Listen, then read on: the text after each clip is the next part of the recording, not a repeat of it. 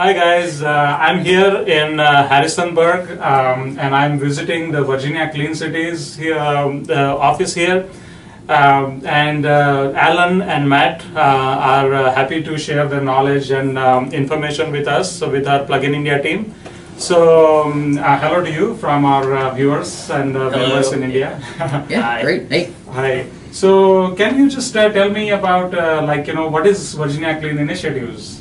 Yeah, Virginia Clean Cities is a public-private partnership. We work with the Department of Energy. We work with private fleets, we work with public fleets in the state of Virginia to reduce petroleum consumption and to encourage the use of alternative fuels like electricity, natural gas, propane, biodiesel. Essentially, we're trying to encourage fleet managers and drivers to use these cleaner domestic fuels to reduce emissions in the state of Virginia. Great, great. So this is like a public-private partnership. Yes, it's we're considered a nonprofit, and we have memorandum of understandings with the Department of Energy and with James Madison University. So we're based at JMU, and we go out and work with fleets all over Virginia on certain initiatives. Typically grant funded, sometimes funded through our nonprofit side. So. I see, great. And how would you just summarize your mission or in a nutshell? We are reducing imported petroleum usage through the increased consumption of alternative fuels, which will lead to cleaner air for all Virginians and energy stability and security for all Virginians. I see. So, even though right now you are very active in the electric vehicles area, it's not your main, the only focus. You're also... Yeah, while we are active with electric vehicles, we're also active with propane vehicles, natural gas vehicles, biofuels, and advanced technology vehicles. And we're looking forward to being active in hydrogen vehicles as those markets open up in Virginia. Great, wonderful. Can you just describe some of the activities that you're engaged in right now? Yes, right now we're working on a hydrogen company database to connect different hydrogen fuel cell suppliers together all over the country. We have a grant through the Environmental Protection Agency where we're replacing heavy-duty diesel vehicles in a couple cities with liquefied propane gas and compressed natural gas vehicles. So we're going to see significant reductions in emissions in those two projects. And then we also have an initiative where we're doing workplace charging. So we'll go reach out to businesses and we'll offer them educational opportunity to learn about what is an electric vehicle, how do you charge your vehicle, is this something that your workplace would be interested in installing.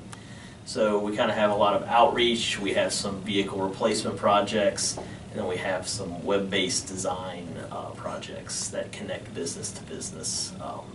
It's like a business-to-business directory, essentially. Business to business. I think that's a great idea, and I can speak from my experience with some activities we are doing with Plugin India. Of so many queries we get is like, hey, I want this type of charger, or I have this type of need. Where can I get a vehicle that will meet this type of need? And I have this battery. Some people are just tinkerers and they want to I need this part or I need this something. So I think this business-to-business directory sounds like a really great idea. Really connecting people is a lot of what we do. So some businesses have an idea to change the world, and so do the buyers of that product. And so it's helping to move these things forward. We really see electric vehicles, much like you see PluginIndia, as a cool, innovative solution, as a way to move forward. We see, having communications, having collaborative experiences to be a opportunity for moving Virginia towards these cleaner electric vehicles. Virginia doesn't produce, so Virginia is a state in the U.S., and we produce no oil. There's no oil. Virginians are also very opposed to drilling for oil offshore because of the health challenges that it will create for the air and for the water. And so producing no oil, we still spend a lot of money, about $35 million every day on somebody else's oil. And so alternatives like electricity are ways where we can recirculate money within the economy. It's really exciting that consumers are starting to put solar on their roofs that then fuel their cars. So a 3 kilowatt hour solar system refueling their electric vehicle really recirculates money in Virginia's economy and cleans the air.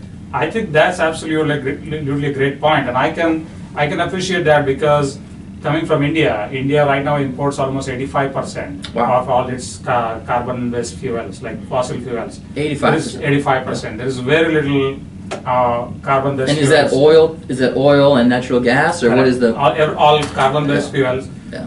Whatever we need, we import 85% of that. And I think that 85% probably is the petroleum figure. Is mostly. Yeah, petroleum. And with a growing middle class and people buying more cars and stuff, obviously in India they are not finding that many new petroleum deposits. So that import is going to increase. Yep, and you have to think of where that money is going. Correct. It's leaving. Not only is it leaving your cities, your prefectures, it's leaving your even country. Yes, exactly. So we're in the same boat. The U.S. still imports about 50% of our oil.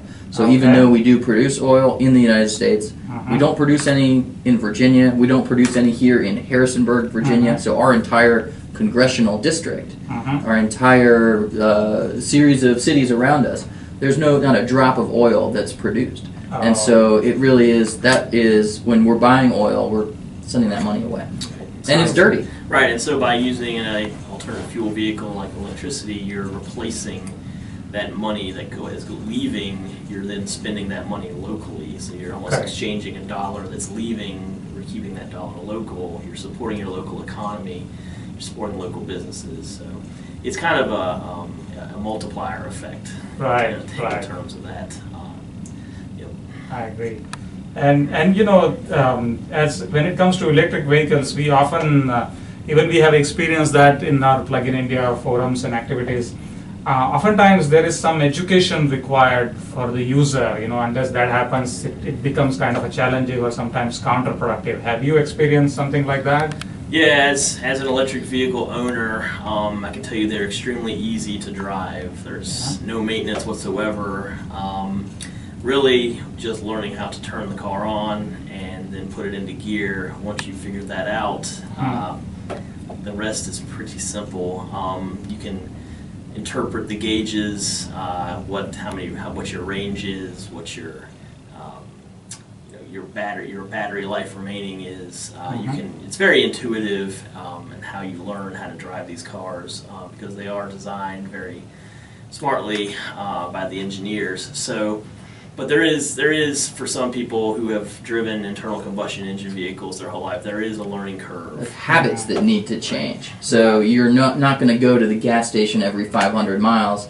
Instead, you're going to plug the car in when you get home, or you're going to plug the car in when you get to work every maybe 100 or 200 miles, depending on the range of your vehicle. And that's a big change. You also have to put your foot on the brake when you start these cars. Like a hybrid in the United States, you have to put your foot on the brake, and you'd be surprised, but that level of training is actually a critical component. You can't skip that step. What's exciting about electric cars is that people get to experience them from their neighbors and from their coworkers. Go out to lunch with somebody with an electric car, and you get to experience the instant torque, that clean acceleration, but also you get to sort of fiddle around with the changes. Right, and they're usually one gear, so it's not like you have to learn how to drive a manual transmission all over again. It's one gear drive, one gear reverse, neutral, park, and so it's really a very simple machine. And the electric motor is the most efficient way of generating energy. So whereas you're losing a lot of potential energy in the combustion process with a gasoline car, you're losing very little energy and heat with the electric motor. So it's extremely efficient, extremely easy. Yeah, I can understand why the electric vehicle is the fastest growing segment of the auto industry right now in terms of sales. Okay. And in India, still the automatic geared car, it costs more. So the car where you're like manual drive still is very popular. Yeah. So that's why, you know, that also electric cars make it so easy to drive. We are also seeing like people who are just, you know, just want to drive automated car, automatically trying to look at electric cars. So, right. All the first vehicles were electric. People forget that. It wasn't until Henry Ford bought his own oil refinery that he needed to, you know, build a car that ran on gasoline because he had all this oil he had to use. But it was seen back in the 1910s and 20s that the electric car was for women because it was seen as easy to maintain, easy to drive, easy to start. Whereas it was more manly to drive a gasoline car because it was constantly breaking down and you had to get out there and fix it and impress your girlfriend or whatever. This is how they were marketed. Back in the early days of the automobile, and unfortunately the internal combustion engine won out because who was buying cars? It was men. So you know, that was just kind of a brief kind of history of electric vehicle versus internal combustion vehicle. And now in Virginia, because the electric vehicle lost, the largest percentage of carbon emissions is no longer from power plants or electricity generation. The largest producer is transportation. So is now the highest percentage of our carbon emissions comes from transportation. And that's important to us because Virginia is a coastal state, so sea level change and climate change will affect all of us. Absolutely, yeah. Great. And you mentioned a few things you are doing about fleets. So, you know, what are those activities or projects? Yeah, we work with, there's about 100 clean fleets in Virginia. We call them green fleets that have 5 or more alternative fuel vehicles. And we will work with them on educating them on what the new vehicle technologies are, working with them on grant opportunities to pay for some of the costs of the vehicles, coming up with legislation and policies that we can work with legislatures or in the General Assembly that might benefit or encourage the use of electric or alternative fuel vehicles. So, you know, for fleet managers, I just got off the phone with a city in Virginia, and we started a grant process with them where they were going to do a bunch of propane trucks, and they've seen the benefits, and they've decided to go to replace some internal combustion engine vehicles with electric vehicles, and it's kind of part of their whole strategy as a city to reduce their carbon footprint. So we're helping them with education on the vehicles and transitioning their fleet and finding opportunities to do that in a smart way. So. And a city like Roanoke, in this case, was like these cities, cities pay for gasoline, and they might be paying $1 or $1.50 a gallon for gasoline. But when they're buying electricity, we have low electric rates in Virginia, and we have rates that are based on volume use. So municipalities actually are a large user of electricity at low rates, low cost, and so they might be paying closer to 30 or 40 cents per gallon for equivalent for electricity. And so you can see how that would add up. A couple gallon equivalents a day. You know, spread out across dozens of vehicles really results in a cost savings, air quality savings, and a quality of life improvement because people aren't driving behind smelly old public works vehicles anymore. Exactly. Interesting things in front of you. Looks like charging equipment. Can you just tell us what is this? Yeah, some of the things that we've learned working with electric vehicles and kind of the electric vehicle planning process is how critical it is for electric vehicles, in addition to charging at home or at the garage, have some place in public to recharge. And so it's really looking at that infrastructure from how the vehicle is going to be used and then how it's going to be fueled. And that's the same with any alternative fuel. So in the U.S., every electric vehicle comes with just a charger that is in the trunk. It looks sort of like this. It's just but at the end it would have just a regular U.S. outlet. So this is an example of just a more industrialized outlet like you'd use for a vacuum cleaner. And what we suggest is that every homeowner put a dedicated electrical outlet for charging their vehicle, and that means you're not going to be running the vehicle and your Christmas lights at the same time. Instead, you are going to be able to just fully charge. And so at home, I actually own an electric vehicle, and I just charge off of the 110. But once we start getting out into the public space, you're not necessarily going to want to park for 11 hours or for however long it may take to top off your vehicle. I end up, in the summer, fueling my car about once a week in a small city like Harrisonburg at home, and that's great for me at home. But in a public space, I might want to charge in 3 hours or 2 hours, and so we have equipment such as the J1772 charger, which is the U.S. standard. And so here we have a vibrant market, and so for about $400, you can get a charger that will fill your vehicle a little bit faster, and it plugs into the to just a home outlet that you would use for a dryer. So for a dryer or for a stove.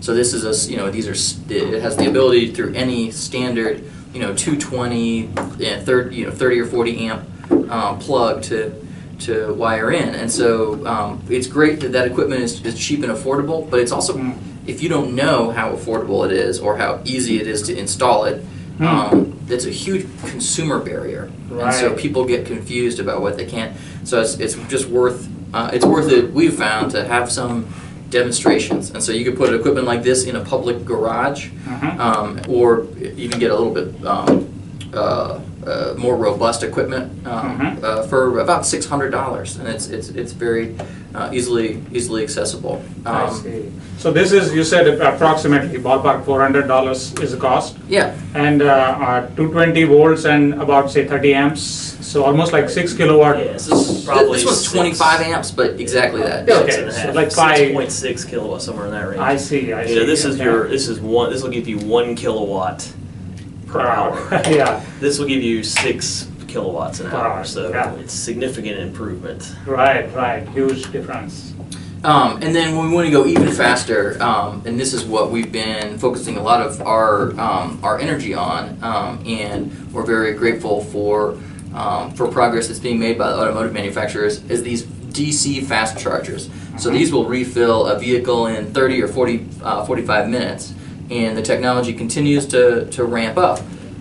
So you're seeing charging stations. These are 50 kilowatt, 100 kilowatt charging stations. Wow, okay. We're seeing 300 kilowatt charging stations, which now you're talking 10 to 15 minute charge time. So it's almost on par with your gas station visits. Right. So that's the main impediment we're seeing, is charge waiting time. It's getting that down to where it's equivalent to a gas station visit. Once that happens and the prices remain steady, I mean, the transition to electric vehicles should be pretty quick at that point. There's no longer any difference between the two in terms of performance or efficiency. Yeah, and on our website we did like a informal, sometimes we just do informal polls and surveys and things like that. One of the poll question was, how much time you're willing to spend in charging, and you wouldn't feel like it's a major inconvenience. And apparently that 20 minutes seems to be like the magic number. Yep. So if you are able to hit 20 minutes, that would be great. So you can do that in the U.S. with these vehicles. The difference is that people are sort of thinking that they need to go to the gas station to charge. Yeah. And in reality, you can charge it at home. So when I'm at home charging my electric vehicle, I'm not watching it. I just plug it in and I walk away. Much like charging your cell phone. So if you were asking if you wanted to sit and watch your cell phone charge for 6 hours, you wouldn't want to do that. That's right. But then these faster chargers, which are this technology is available and will be at gas stations. So a number of gas stations have been installing the Tesla fast chargers in Virginia. It's here, and it's interesting. In the U.S. we have, in addition to this J1772 charger, we've got the SAE combo. So this is the fast version of this, and this would plug into the top of that same port. It looks very similar because the important thing is to make sure your car is fast charger capable. So a lot of vehicles do not have this fast charger capability.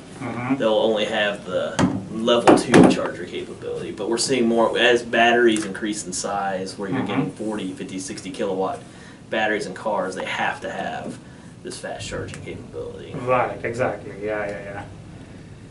Yes, sounds fantastic. And I think, what you said about gas stations, that makes perfect sense, because even today, their margin on the gas they sell is very, very less. You're not going there to get the gas. You're going there to go into the store and get a Yeah. sandwich or a drink Yeah. while you're fueling up. That's where they make their margin. Correct. So in this scenario, if you're sitting in a gas station for 30 minutes, might as well go inside and get a cup of coffee or pick up a magazine or something. Yeah. Right, So, right. and we're seeing Sheets, Wawas, a lot of truck stops putting these kind of things in, because this is where where drivers stop on their travels on the interstate, is these big retail gas stations. A lot of that retail gas station work and a lot of the charger installs out in public, and even some of the ones at workplaces, they're funded in partnership with the automotive manufacturers. So in the U.S., General Motors, Nissan, Tesla, and in a big extent now this Volkswagen lawsuit has brought some additional resources. These automotive manufacturers, first they install chargers at their own dealerships so that customers can use them. Correct, okay. But then they've been working to get chargers out publicly. And I would say that is a critical need in India and in the U.S. is for the automotive manufacturers to plan for this, to help move this forward. Right. Because as we were talking about some time back, it's too many times talked about as chicken and egg, and you have to start solving both problems at the same time. You solve them in parallel to each other. That way, you support the vehicle with the equipment, and then you have the vehicles out there to use the equipment. Right. My concern for India, and I do not know anything about India really, is that you're going to have a lot of multi-unit dwellings where people don't have the ability to put in their own garage outlets. So you're going to have more public charging. So. Right, and I can answer that question, because I do live in one of those units, and I have taken permission from my society to put in basic charging socket in my reserved parking spot. So many of these multi-dweller units, they have like dedicated parking spots, and right now there is no guarantee that there is that you will get it, but mostly it is possible to get it. Sometimes you come across it usually runs as a cooperative society, and if the person who is running that operation is cooperative, they will let you do it. But if they are not cooperative, so right now we are trying to push through some law change that will say that if you need a charging station in your parking spot, you should be able to get it. Right, and I believe Maryland and some other states, maybe California, have pushed for legislation that requires any new construction that has a certain number of parking spaces to automatically plumb the wiring for electric vehicles. So it's basically it's ready to go when the time comes. They can just plug in the equipment. Right. So instead of having to go through the re-engineering of the parking space or putting in new circuits that's already there. Right. So that's the law that we would like to see, basically requiring developers to pre-plan for electric vehicle chargers in new construction. Great. Thank you so much for all the information you gave me. Really appreciate it. Well, we've got some electric vehicles outside, and so I'd be happy to show you my Nissan Leaf if you'd be interested. Perfect. So. Oh yes, definitely.